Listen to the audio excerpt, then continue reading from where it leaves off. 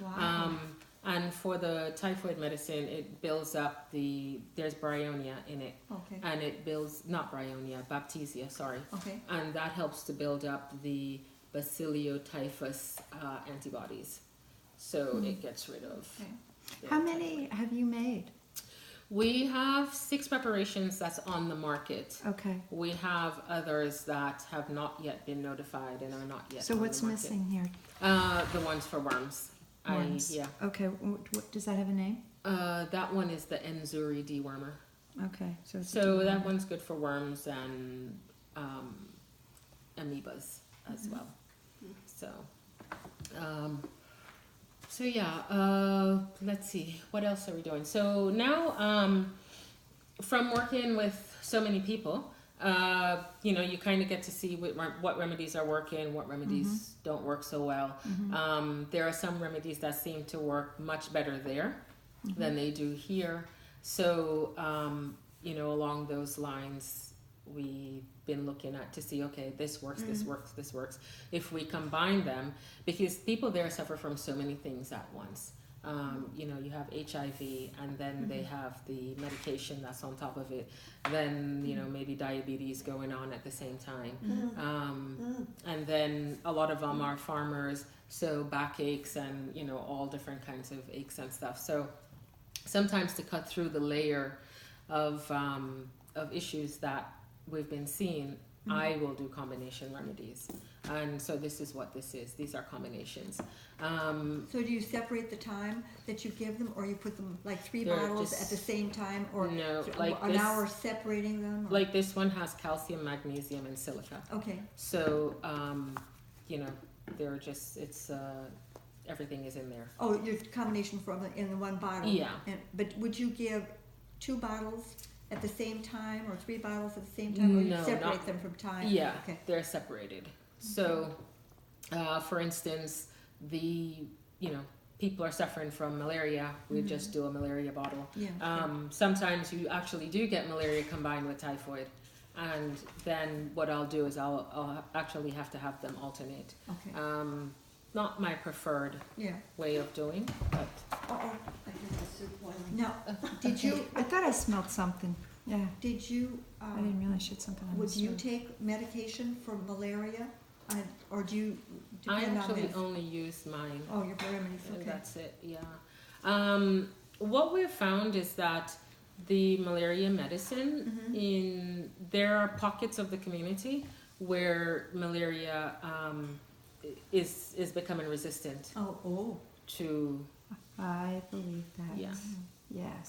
So, and it's just all like over the here, world. there's certain strains of problems that are going on that Exactly. it's like how strong is strong, and they've already given Yeah. the strongest of all your antibiotics, Exactly. right? Yeah. So it's the same thing. And in some countries, actually in Cambodia, for instance, their malaria is resistant Oh, to really? everything. So, Wow. What do the locals do for something like that? If it's Yes. antibiotic resistant. for resistance, normally what we see is that they're just taking the antibiotics over, or the malaria medicine is not antibiotics, but over and over and over again, which just doesn't, No. it's not really helping. Bless your heart. Yeah, and then the other thing too is because so many people do believe in herbal, they are moving into herbal preparations, or they can find our preparations in pharmacies, in some Okay. pharmacies, not all, in some pharmacies, and so that's what they're using.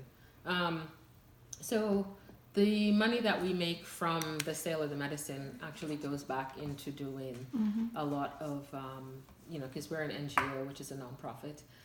So it goes back into doing a lot of the work that we do there. We do a lot of work in slum communities, and we do a lot of work also in rural communities where there just isn't that much money to be had. I mean, that's a given. Yeah, so we do give a lot of medicine for free, and we do a lot of treatments for free.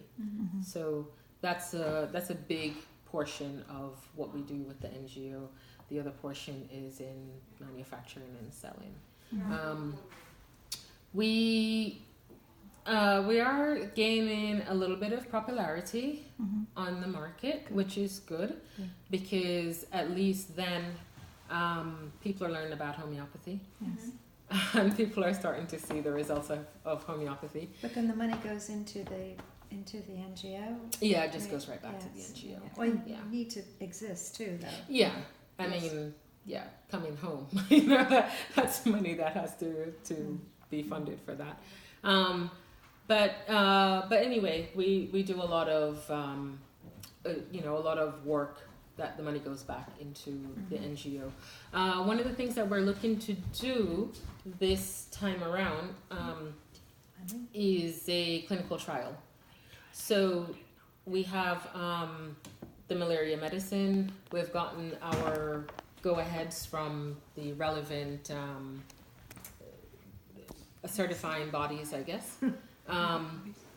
And then what we're going to do is a clinical trial using the malaria medicine against the gold standard pharmaceutical antimalarial, and then we're going to see which one works better.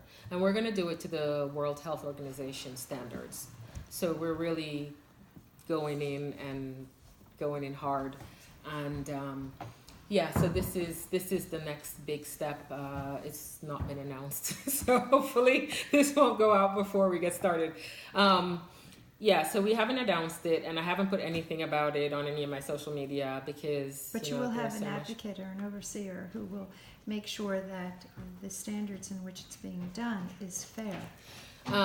So we're working with the Ministry of Health. Okay. The people who are in charge of malaria. We're working with the Malaria Research Center. We're working with Whoops. Okay, sorry. Sudden noise. I know. Sudden noise. So we're also working with the people who are a pharmacist who is a botanist as well. So we do have like that chemistry piece, and then we have like the malaria piece, and then the USAID, the President Malaria Initiative, the PMI. They also know that we're doing this. So we have like a lot of. Is everybody basically the overtone sort of in a good place to receive this kind of information, or do you have a lot of people who are who have this attitude that I don't believe it? No, actually, Is it that's very favorable? what's Good. so nice is that it is very favorable. Yes. Good. People there are very open. People are very receptive to using homeopathy. I mean, again, they look at it as herbal. So what harm can herbal do? Yeah, right. So that actually works in our favor. Is that they look at it as a herbal preparation, and then also there have been so many people, because I deal with a lot of people in the ministries, and a lot of like government officials, and then what I do is we always offer them several pieces of the remedies for free, and you tell them how to use it, and if you ever need it, you can come back. Normally what they do is they try it out like on their gardener or the maid or somebody like that. But not me. Not themselves right away. But then they notice that it works, and it works fast. It works within the time period we say that it does. With the other medication, a lot of time people are just, they're down after they take it. Like, they can't get out of bed. They're not feeling good. Even though it may be working on what it says it's supposed to be working on, these people they don't have the energy to keep going. With our medicine, they take it, the energy picks up. It's the first thing they notice. That energy picks up. Then the person feels fine. By day 2, they're back out in the garden, or they're back to doing their work, no problems. And then they have like one more day of taking it. They should really probably stop after day 2 if they're feeling well. How are people treated, or as we were talking before you got here, are for the most part the people have been also vaccinated? from birth the way most people have been, children have been Yeah. here too? That's a Do good you question. have a lot of issues? Because sometimes that carries with it history through the years for this. So to find that this is working so remarkably well and fast, I'm amazed by this. I think that's wonderful. So people are vaccinated there, Mhm. but they don't go through the regimen of vaccines that Mhm. they do here. Not So they don't- 65 by the time they're 18. Yeah, ridiculous? not 65. Serious. I'm not quite sure exactly what their vaccine regimen is, but it is not half as much as 65. That much I do know. It'd be like Um, polio and measles Yeah, and so rubella. they get measles, they get polio, they also get yellow fever, which we don't have Oh, no, here. yeah. So they get vaccines. There's some of the more common vaccines like the measles, mumps, and rubella, Okay. and then there are others that are more particular to the area where they live, which is like yellow fever. Okay. There was just a big mass yellow fever inoculation for all ages in Uganda. I stayed away from that.